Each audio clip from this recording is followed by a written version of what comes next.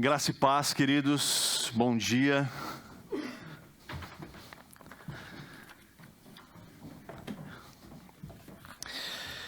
Você ouviu aí, hein?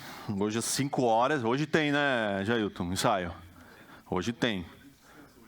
Oxi. Oh, meu Deus. Então, domingo que vem, gente, se você quiser participar do ensaio do coral, domingo que vem tem. Então, você esteja aqui. Aliás, quero fazer um apelo aqui para os homens. Gente, 6 homens só aqui. Aliás, guerreiros, né? Sustentando ali a voz masculina ali atrás. 4 baixos e 2 tenores apenas. Os caras mandam bem, hein? Eu sei que tem tenor por aqui, hein? Eu sei. Deus está te chamando, irmão. Usou Jailton aqui para te chamar. Amém, queridos. Queria que você já abrisse sua Bíblia no Evangelho de João, capítulo 6. Nós vamos estudar a última parte dele, mas eu quero recapitular o capítulo 6 com você, que é algo que eu gostaria de tratar. Mas só faz sentido se a gente entender o contexto. Você já ouviu falar sobre customização? Customização está em moda, né? Então você customiza as coisas hoje em dia. Então, customizar é você deixar as coisas conforme as suas preferências. Então, você customiza um carro. Você coloca rodas nele, você coloca acessórios que te agradam. Você customiza a roupa. Então, tem gente que compra uma roupa, mas customiza ela. Faz uns cortes, borda algumas coisas, coloca outras, e você vai deixando as coisas da sua cara, com a sua cara. Eu lembro que um tempo atrás as meninas começaram a customizar os tênis. Então, desenhava no tênis, fazia um monte de pinturinhas e tal. Mas eu acho que customizar já vem de antes, bem antes disso. Quem já teve aquelas bolsas do Positivo? Aquelas que você enchia de material e levava assim, doía o dedo de tão pesado, porque não tinha como, era debaixo do braço. E aquelas bolsas você já customizava antigamente, você rabiscava nela, não era assim? Rabiscava um monte. E quem já teve que engessar o braço e customizava o gesso? Né? Arriscava, deixava ele com a tua cara, né? Então tinha gente que tinha um gesso, mas dava vontade de quebrar o braço para ter um gesso daquele, né? E deixar ele customizado, todo bonito, todo pintado, né? Customização está em moda. As pessoas gostam de customizar as coisas para deixar as coisas com a sua cara, com o seu jeito, com o seu jeitinho de ser, né? Pena é que as pessoas gostam de customizar a palavra também. Gostam de customizar Jesus. Porque as pessoas têm o desejo, uma vontade de que Jesus seja exatamente do jeito que ela quer que ele seja. Então, Jesus aprova tudo que você gosta e odeia tudo que você odeia. E é bom ter um Jesus assim. É gostoso. A palavra fala exatamente o que eu quero ouvir. Então, eu sou seletivo, né? Eu escolho aquilo que vai entrar no meu coração. Porque isso vai fazer bem para mim. Eu escolho, por exemplo, o tipo de culto que eu gosto também. Então, eu customizo o culto. As músicas que eu gosto de ouvir. O tipo de mensagem que faz bem para mim. Então é gostoso sair da igreja e dizer, puxa, hoje eu estou me sentindo tão bem. A palavra falou comigo. Quando é aquela palavra que massageia o ego, que que me dá a certeza de que eu estou no caminho certo. E quando a gente pensa assim, puxa, ai, que bom que eu estou fazendo tudo direitinho. Mas quando a palavra nos confronta, quando a palavra causa desconforto em nós, quando a palavra nos agride, então a gente sai assim, puxa, mas o culto hoje foi pesado. Ai, a palavra hoje foi pesada demais. Mas a palavra de Deus, meus irmãos, ela é transformadora. E tudo que é transformador causa desconforto. Não dá para você transformar nada de uma forma suave, leve, tranquila. A não ser que você queira transformar de forma customizada, de acordo com aquilo que você prefere e acha melhor. Mas a palavra de Deus, ela não alivia para nós quando ela quer nos transformar. Porque ela vai de encontro, ou seja, ela bate contra as nossas preferências. E quando isso acontece, causa desconforto.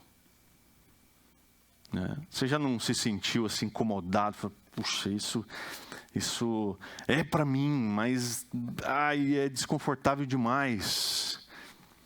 Porque mexe naquilo que precisa ser mudado em nós.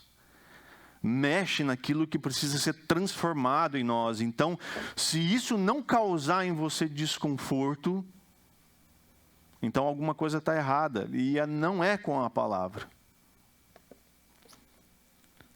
Então, o capítulo 6 de João é bastante rico nesse tipo de coisa. Quando Jesus está pregando e as pessoas se sentem aqui desconfortáveis, porque elas estão acostumadas a customizar a fé. A customizar a sua relação com Deus. Então Deus vai agir, Deus vai trabalhar sempre em meu favor, sempre vindo ao encontro, aí concordando com a minha forma de ser, com o meu jeitinho. Então, capítulo 6 começa nos mostrando que, como sempre, uma multidão seguia Jesus. Estava lá a multidão acompanhando Jesus. Em seguida, dos versos 13 ao 14, nós vemos a primeira multiplicação de pães e peixes. Lembra quando Jesus provoca Filipe e diz, Filipe, olha aí a multidão. Onde é que nós vamos comprar pão agora para essa moçada toda? Só de homens tinham 5.000. Aí o Filipe olha para Jesus e fala assim, ô Jesus, o iFood não dá conta disso aí tudo não. Os mercados já estão fechados. Onde é que nós vamos comprar pão com umas salsichas aí para fazer um hot dog para essa turma toda? Não tem jeito. E aí chega lá, aparece um menino com 5 pães e 2 peixes. E aí, com esse recurso extremamente limitado, pequeno, Jesus alimenta essa multidão toda e ainda sobra muita coisa. Então você vê que Jesus alimenta essa multidão pela primeira vez, ele multiplica pães e peixes. No verso 15, Jesus percebe que o povo estava impressionado, estava animado demais. Porque onde já se viu, a gente está aqui numa multidão, e esse homem com pouco recurso, com 5 pães, com 2 peixes, fez com que todos nós nos fartássemos, estamos todos nós com a barriga cheia, e ainda assim sobrou coisa. Por que não fazer dele o nosso rei? E Jesus percebe isso. Jesus percebeu que eles iriam obrigá-lo a ser rei deles. E aí Jesus sai e vai orar. Porque os homens são frequentemente convencidos pelo argumento do egoísmo. Em outro momento na palavra, nós vamos ver sobre algumas pessoas cujo Deus é o seu próprio ventre. Porque eles haviam sido alimentados fartamente. E por isso eles estavam impressionados, como quem crê. Só que não. A fé que depende de um estômago cheio vai se desesperar quando faltar o alimento de novo.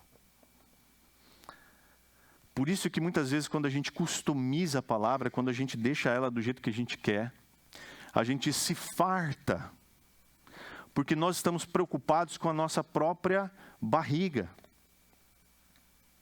Paulo Capelletti chama essas pessoas de umbigólatras, porque tudo gira em torno do seu próprio umbigo. E quando falta o alimento, vem o desespero. E agora, o que a gente vai fazer? Acabou a comida de novo, gente. Estou com fome outra vez. E aí esse desespero toma conta e a pessoa fica perdida, sem saber o que fazer. Então sempre tenha cuidado com a religião que depende de pães e peixes.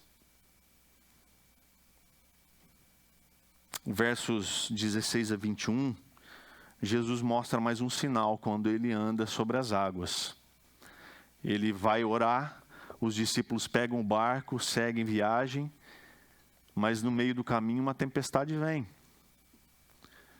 E quando Jesus aparece andando sobre as águas, os discípulos desesperados e com medo, acham que é um fantasma, mas Jesus fala, calma gente, sou eu.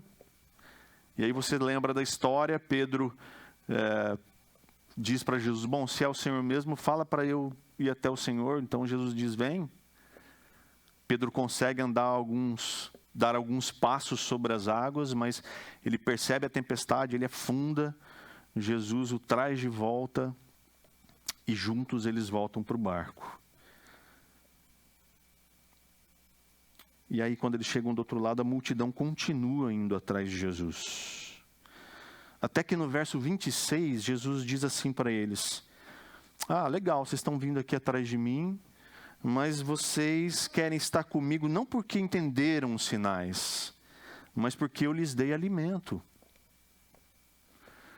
Então, na verdade, o que vocês querem não é estar comigo, mas é desfrutar daquilo que eu posso fazer, daquilo que eu posso dar. E muitas vezes a nossa relação com Jesus é assim. Nós não queremos Jesus para estar com Ele, para se relacionar com Ele, para ter uma vida com Ele. Nós queremos Jesus pelo que Ele pode fazer por nós. Nós precisamos do favor dEle. E nós frequentemente nos lembramos dEle quando nos falta algo. Quando a gente sente fome de alguma coisa. E aí, em seguida, nos versos 27 a 29, Jesus vai dizer que Ele é o verdadeiro alimento, que só Ele pode dar esse alimento. Porque Ele já havia dito no deserto para o diabo, citando Deuteronômio 8:3, que nem só de pão viverá o homem, mas de toda a palavra que vem da boca do Senhor. E ele também disse que a única obra que Deus espera desses ouvintes e também de nós é de crer naquele que Deus enviou. Ou seja, a única obra consistente, verdadeira, que eu e você podemos fazer é crer em Cristo e nas suas verdades e na sua palavra. O verso 30 a 40, Jesus mostra que há um vazio dentro de nós, que só pode ser preenchido por Ele mesmo. O verdadeiro pão de Deus é aquele que desce do céu e que dá vida ao mundo, diz Ele. E Ele completa: eu sou o pão da vida. E Ele também diz: quem vem a mim nunca mais terá fome. Quem crê em mim nunca mais terá sede. Mas mesmo assim eles não creram. Mesmo tendo visto o que Ele fez. Com exceção daqueles que o Pai, de antemão, já havia dado. Os versos 41 a 59 vêm as objeções dos líderes religiosos, que estavam bem bravos, bem chateados. Eles começaram a murmurar no verso 41. Eles criticaram Jesus pela afirmação de que Ele era o pão da vida. Eles também julgaram Jesus no verso 42. Eles olhavam um para o outro e diziam assim: mas a gente não conhece os pais dele, não? Não é Jesus, filho do carpinteiro lá, do José e da Maria? Não é ele, não? Nos versos 43 a 44, vem a recusa de se achegar a Deus.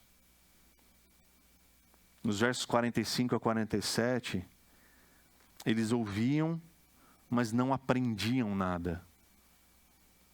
Ontem eu conversava com um jovem sobre isso. Sobre ouvir, mas não aprender, não colocar em prática. E muitas vezes é o que a gente faz. A gente ouve, mas não aprende, não pratica. Porque todo aquele que ouve o Pai e aprende dele, vai a Cristo. 48 a 51, vem a recusa em aceitar que Jesus é de fato o pão da vida. Ele afirma: eu sou o pão vivo que desceu do céu. Quem comer desse pão viverá para sempre. No verso 52, vem a incompreensão das palavras de Jesus. E nos versos 53 a 59, vem a recusa de se alimentar da palavra de Jesus e ter comunhão com Ele. Porque quem se alimenta de mim, disse Jesus, viverá por minha causa. Jesus está falando aqui sobre o comer da sua carne e beber do seu sangue. Que quer dizer literalmente participar da sua morte, ter comunhão com Ele. Que mais tarde isso vai ficar claro na ceia do Senhor. Mas isso os escandalizava. E aí eu quero que você acompanhe comigo então, dos versos 60 até o 71.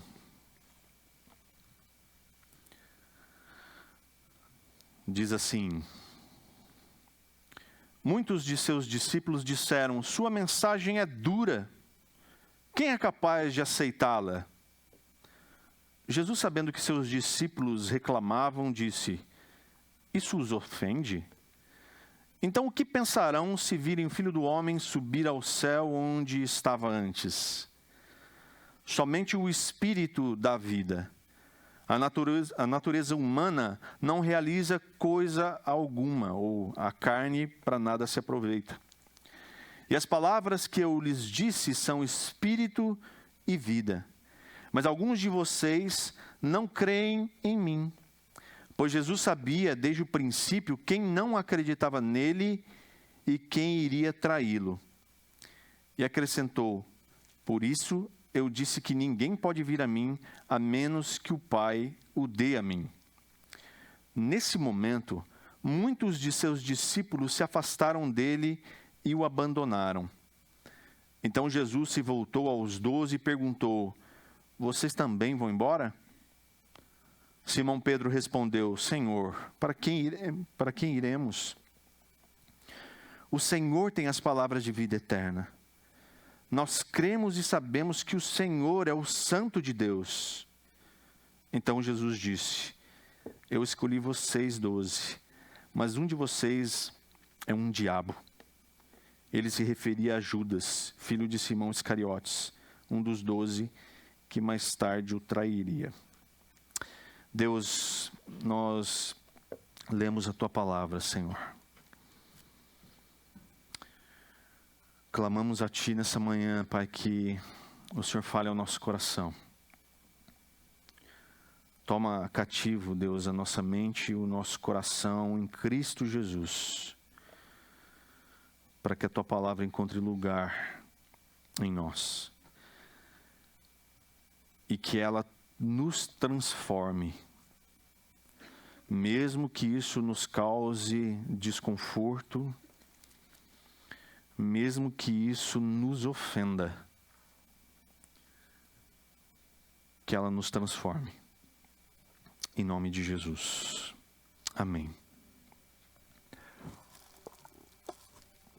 Então, a primeira coisa que a gente vê é quando a palavra ofende.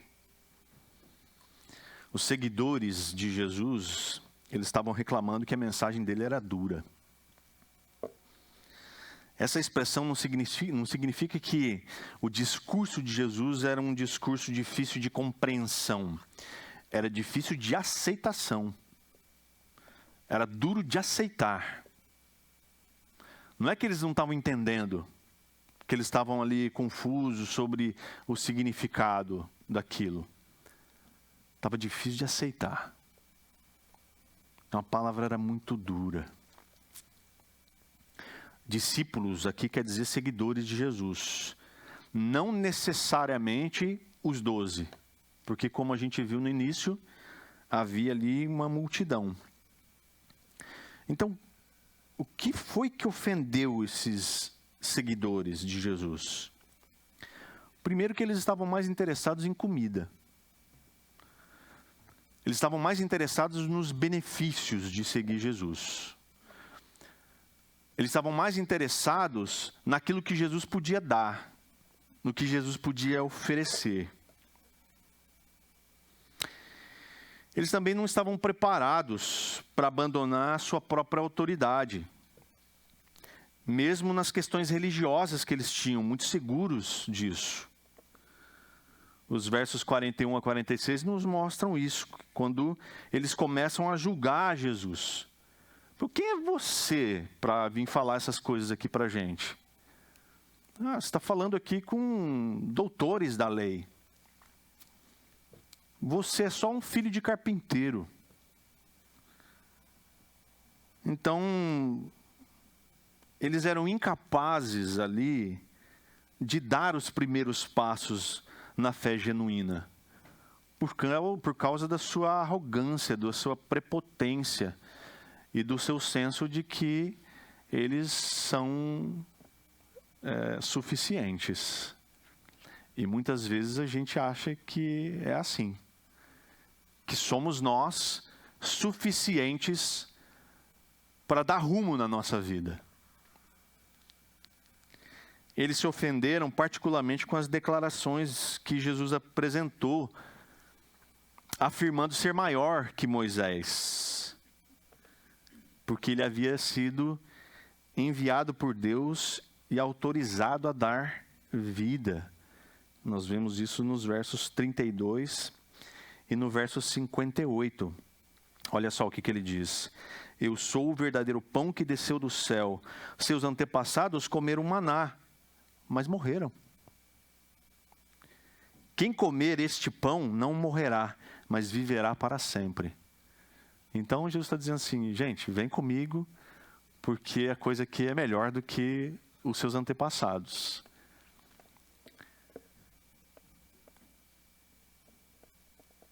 Então isso os ofendia, os deixaram muito bravos. E essa metáfora, sobre o pão, é ofensiva para eles, principalmente quando ataca tabus que são muito peculiares, evidentes para eles. Principalmente quando a questão é comer carne e beber sangue. Imagina. Isso é impuro. Jamais faríamos uma coisa como essa.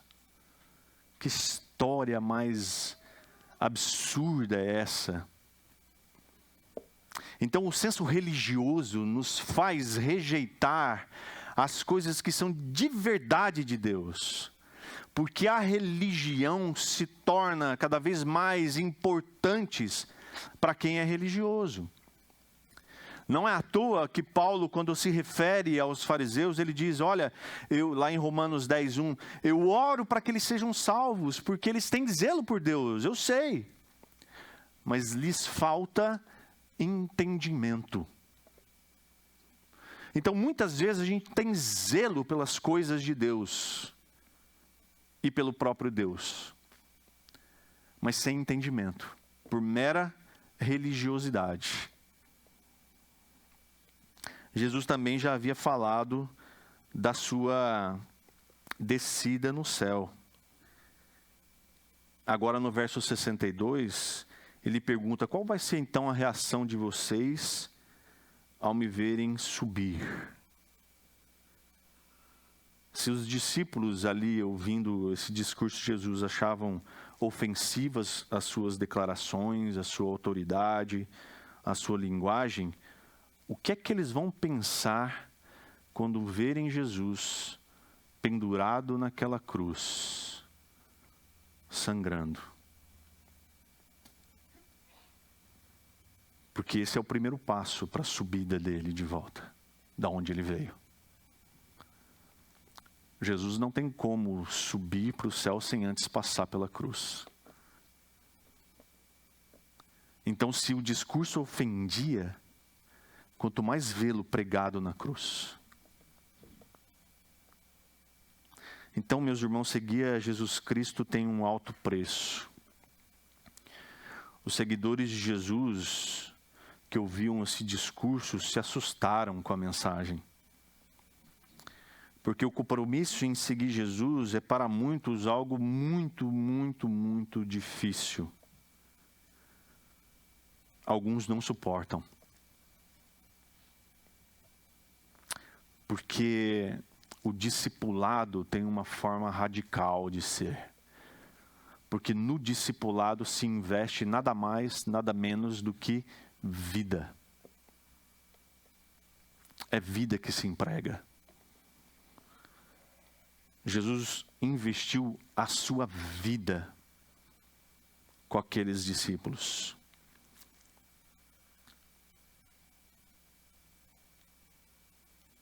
Onde é que você investe a sua vida? No que você penhora a sua vida? Ontem eu conversava com os jovens sobre isso e eu dizia: o que mais me preocupa como pastor é ver jovens investindo a sua vida em um montão de coisas que são importantes. Como estudar pra caramba para poder passar numa universidade, uma boa universidade. Como investir bastante do seu tempo para concluir essa faculdade. Para que tenha uma ótima profissão. Para que ganhe bastante dinheiro nela. Para que tenha bastante sucesso nessa profissão. Mas com isso se afastar da palavra de Deus. E quando chegar lá na frente, quando tudo isso tiver sido conquistado e o sucesso estiver sido alcançado, perceber que se distanciou da palavra da verdade que traz transformação. E aí aquilo que Jesus diz, de que vale ganhar o mundo inteiro e perder a sua alma, fará sentido. Uma boa faculdade, se empenhar no estudo, se empenhar no seu trabalho, na sua profissão, são coisas legítimas, que todo bom cristão deveria fazer, mas sem negligenciar a palavra de Deus e o seu relacionamento com Jesus.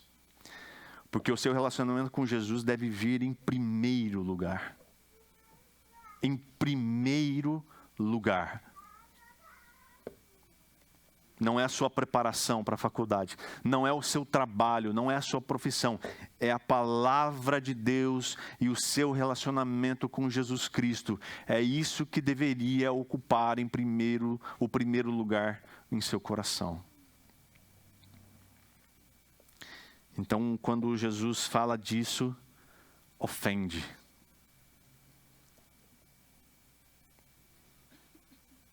Entristece. Dá desânimo. É por isso que quando Jesus chega no jovem rico, e o jovem rico todo empolgado com Jesus, ele diz: Jesus, o que eu preciso aí para te seguir? Eu acho tão legal. Estou achando tão interessante aí o seu ministério. Como é que eu faço para seguir? Ah, simples. Vende tudo que você tem. E aí diz a palavra que o jovem se entristece. E vai embora. Porque era muito rico. A sua muita riqueza era demais para ser abandonada por Cristo. Então, o que é que vale mais para você? Para que você não queira que Jesus ocupe o primeiro lugar na sua vida. Mas aí você vai me dizer assim: não, Jé, você está doido. Jesus está em primeiro lugar na minha vida. Oxa.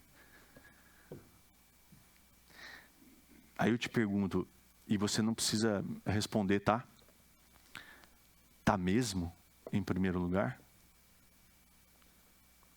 Verdade mesmo? É a primeira coisa que você pensa quando você levanta de manhã?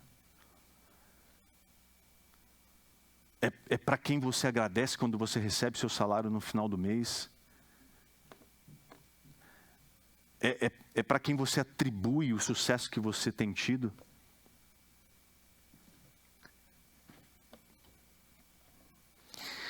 Segunda coisa que a gente vê aqui, quando a palavra encontra incredulidade.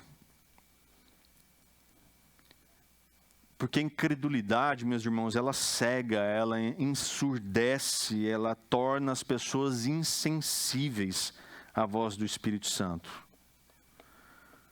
Por conta disso, elas não conseguem viver plenamente a vida com Cristo. Como vivem aqueles que enxergam, aqueles que ouvem, e aqueles que estão sensíveis ao que o Espírito está falando. Jesus já tinha dito para o Nicodemos que o novo nascimento era tido pelo Espírito.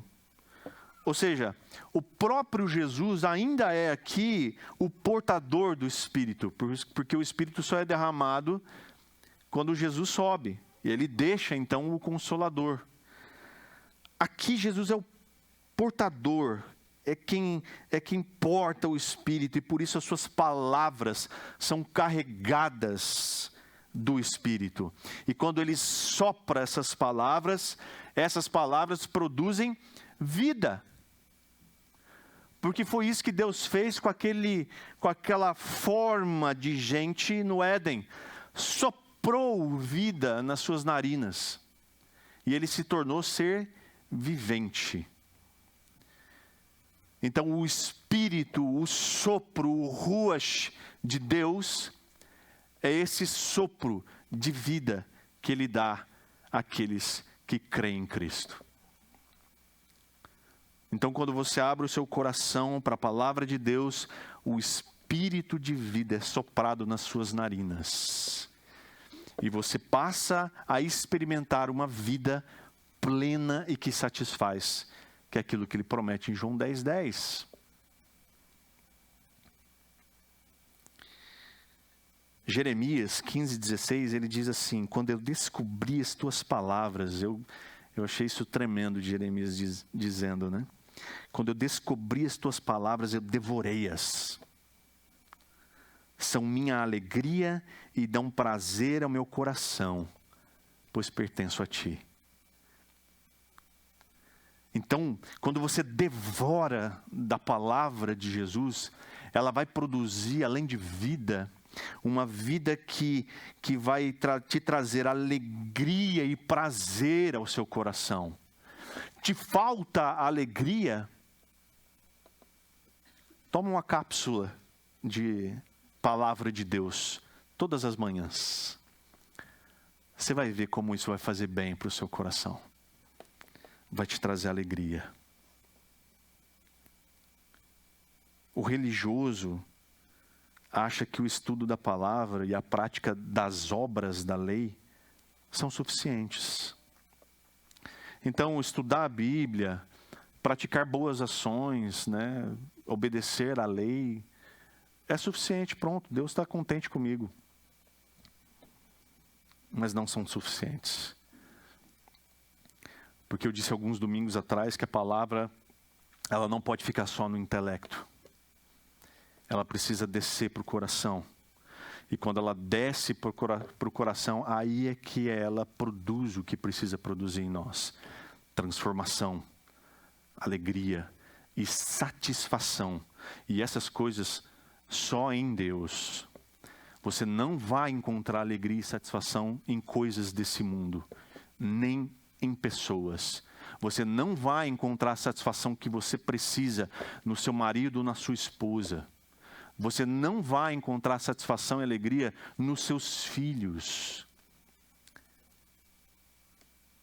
Alegria e satisfação são encontradas no Senhor.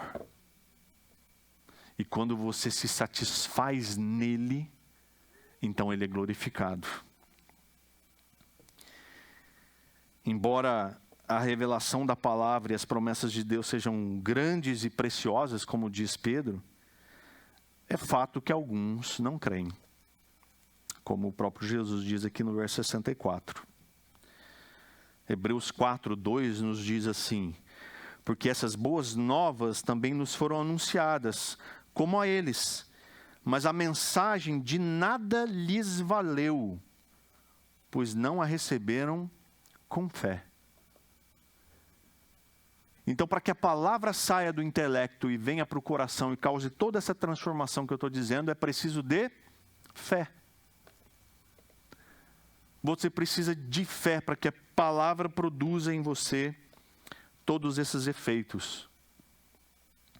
Mas isso não é surpresa para Jesus. O texto está dizendo que ele sabia muito bem quem não cria nele. Assim como ele sabe quem de nós de fato crê. Nós não enganamos Jesus. Por isso que a palavra diz, com a boca se confessa a respeito de Jesus como Senhor, mas com o coração se crê. E aí é só com Ele. Aí é só com Ele. Você pode me enganar dizendo, não, Rogério, eu sou crentão, hein? Sou, crente, né, a gente conversando, você vai até pregar aqui um dia, talvez. Mas a Jesus ninguém engana. Ele sabia quem estava ouvindo tudo aquilo, que não cria nele. Jesus diz então, por isso, ou seja, o problema da descrença, ninguém pode segui-lo sem que o Pai dê ao Filho. Então é Deus quem te dá de presente para Jesus. E quando Deus te dá de presente para Jesus, você é dotado de fé para crer. Em terceiro lugar, a gente vê quando a palavra sofre o abandono. O verso 66 diz que as pessoas, quando ouviram, se sentiram tão ofendidas que começaram a deixar Jesus e o abandonaram. Então, quando a palavra causa em algumas pessoas essa ofensa, e por se sentirem assim, eles fecham os seus ouvidos e fecham o seu entendimento para ela. E o resultado sempre é abandono. O texto diz, nesse momento, ou seja, dessa hora em diante, a palavra diz que muitos dos seus discípulos se afastaram dele. É óbvio que aqueles que se afastaram de Jesus são aqueles que não toleraram o seu discurso, a sua palavra. Veja que Jesus não sai correndo atrás deles e diz, pessoal, peraí, puxa vida, eu não sabia que eu estava sendo assim duro demais. Então, me dá mais uma chance aí de explicar melhor as coisas, né? Volta aí, domingo que vem, volta aí, né? Para a gente continuar essa conversa de uma maneira mais amena, mais tranquila, mais relax, mais leve. Não, Jesus não faz isso. Jesus também não alivia a palavra para que as pessoas se sintam bem. Ele diz, olha, eu quero falar aqui de uma forma... Às vezes a gente imagina Deus falando de uma forma assim suave, aquele homem manso, né? Olha, irmãos, eu quero falar com vocês de uma forma leve, tranquila, para que vocês se sintam bem, aconchegados nesses bancos confortáveis que a igreja oferece. Então, se você estiver se sentindo desconfortável, eu lamento, peço perdão. Vamos estar melhorando. Não, Jesus não alivia nada. O discurso de Jesus é duro, sim.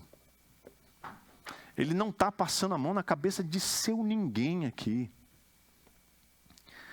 Porque Jesus não é político para que o seu eleitorado continue fiel. Ele não está interessado aqui se ele vai vencer nas eleições, né? Já que o tema de agora até outubro é esse. Ele não está interessado em falar a linguagem do seu público, do seu público-alvo. Não. Ele é duro, sim. Tão duro quanto foi quando entrou no templo, com um chicote na mão. E mandou todo mundo embora daquele lugar. E disse para todo mundo, ninguém faz isso aqui na casa do meu pai. Ele diz, o zelo pela casa do meu pai me consome. O que eles queriam, Jesus não ia dar. E o que Jesus ofereceu, eles não aceitaram. Simples assim. E é simples assim todos os domingos, é simples assim cada vez que a palavra é aberta e anunciada. Muitas vezes o que a gente quer, Jesus não vai dar. E muitas vezes o que Jesus nos oferece, a gente não está muito afim. E a gente precisa aceitar isso. E a gente precisa se render a isso, porque a sua vontade, aquilo que Ele planejou para nós, os seus desejos, os seus anseios, os seus planos para nós, são muito melhores dos que os nossos. Portanto, qual a primeira coisa que acontece quando alguém está conscientemente distante da palavra de Deus? Sim, abandono. Ainda que no meio desses 12 discípulos mais chegados de Jesus, tinha um que iria trair. Mas Jesus nunca se deixou enganar. Jesus não foi pego de surpresa. Jesus não se deixava enganar pelas aparências, como muitas vezes a gente se deixa enganar. O que tem aparência de santo, o que tem aparência de bom, o que tem aparência de agradável. Agora veja que coisa interessante, eu estou falando tudo isso aqui do versículo 66 de João 6, ó. 6,66. Olha aí. Quem tem ouvidos ouça. Por último, a gente vê quando a palavra encontra aceitação. Então Jesus para de falar para a multidão e ele vira para os 12. Aí agora a conversa é com um discípulo de verdade. Agora o papo é mais reto, né? Ele olha para os 12 e pergunta: e aí, vocês também vão embora? Na lata. A pergunta é simples e direta: vocês também vão? O povo está indo. Talvez a chance é agora. Essa é a deixa. Vocês também vão? Porque com o discípulo de verdade a conversa é assim, ela é franca, ela é direta, sem rodeios, sem mimimi. A pergunta de Jesus, na verdade, é um desafio. Vocês vão me abandonar também ou a gente segue caminhando juntos? Lembra que esse texto aqui acontece na festa da Páscoa, 1 ano antes da crucificação e ressurreição de Jesus. Então eles ainda vão ter 1 ano de caminhada com Jesus. Lógico que eles não sabiam disso. Mas a pergunta é: e aí? Vocês estão comigo?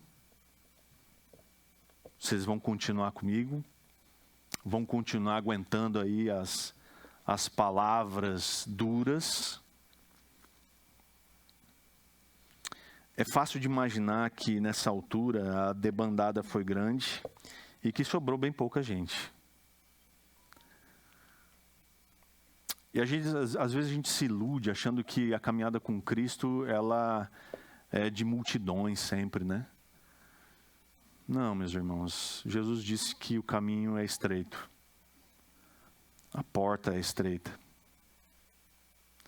Porque só existe um caminho, só existe uma porta. E aí Jesus diz que bem poucos a encontrarão. Então não se iluda, são poucos. São poucos que entendem a palavra da verdade, que andam por esse caminho estreito, tortuoso, difícil, e entram pela porta apertada. Mas como sempre, Simão Pedro, né? Já pula na frente, e aí ele faz uma declaração maravilhosa. Ele diz: Senhor, quando Jesus pergunta, né? Daí, vocês vão me abandonar também? Pedro pula na frente dos 12 e fala: Senhor, para quem iremos? Para quem iremos? É o que Pedro pode perguntar, considerando que ele já sabia a respeito de Jesus, considerando que ele já havia ouvido dele, considerando que ele já havia visto, considerando que ele tinha andado sobre as águas há pouco. Não, Jesus, espera aí. Para quem nós iremos? Não tem outro caminho. Não tem outra pessoa. Porque só o Senhor tem as palavras de vida eterna. Jesus já tinha dito um pouco antes, no verso 63, as palavras que eu lhes disse são espírito e vida. Então, repara aqui que Pedro não está falando de sinais e milagres que ele viu e experimentou. Eu disse aqui, ele andou sobre as águas há pouco. Ele não está falando disso. O que é mais importante para Pedro é: o Senhor tem palavra de vida eterna. Ele não está aqui preocupado com os milagres que ele viu e ainda vai ver. Ele está preocupado para quem a gente vai? A gente vai para outro rabino? A gente vai mudar de igreja? A gente vai encontrar outro mestre para nós? Não! Porque só o Senhor tem palavra de vida eterna, e é isso que me interessa.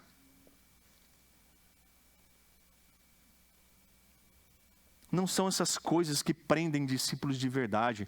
Não são sinais, não são prodígios, não são maravilhas, não são milagres. Mas é a palavra. É a sua palavra que mais importa para o discípulo que é de verdade.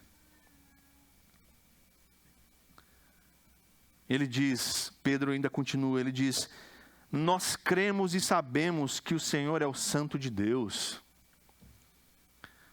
Pedro e seus amigos estão convictos aqui nesse momento sobre quem Jesus é. Já que eles ouviram da boca de Jesus e que essas palavras de Jesus eram palavras de vida eterna e eram espírito e vida. Para onde eles iriam? Quem mais eles seguiriam? Quem mais eu e você podemos seguir, a não ser aquele que tem palavra de vida eterna?